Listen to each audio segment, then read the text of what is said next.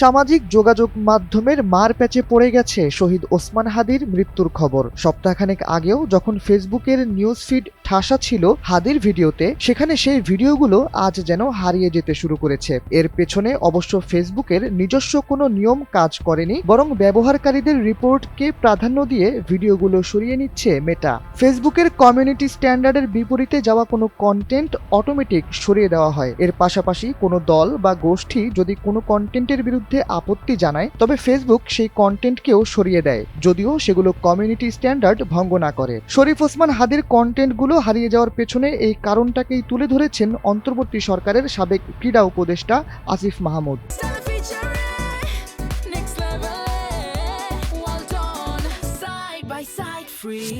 শুক্রবার নিজের verified Facebook স্ট্যাটাসে তিনি জানান, টেলিগ্রাম গ্রুপ ব্যবহার করে ওসমান হাদীর পেজের লিংক ছড়িয়ে সংঘবদ্ধ রিপোর্ট করা হয়েছে। বিশেষ করে হাদী ভাইকে নিয়ে প্রকাশিত 3টি ভিডিওতে একযোগে স্ট্রাইক দেওয়া হয়েছে। ফলে ফেসবুক কর্তৃপক্ষ পেজটি অপসারণের সিদ্ধান্ত নেয়। স্ট্যাটাসে আসিফ মাহমুদ আরও জানান, হাদীর ভিডিও পোস্ট করার কারণে তার ফেসবুক থেকেও আনুমানিক 30 লক্ষ ফলোয়ার্স সরিয়ে নিয়েছে মেটা। তিনি বলেন, সংঘবদ্ধ রিপোর্ট ও স্ট্রাইকের কারণে ভিডিও ও ফলোয়ার্সগুলো সরিয়ে নেওয়া হয়েছে, যা কিনা পূর্ব পরিকল্পিত।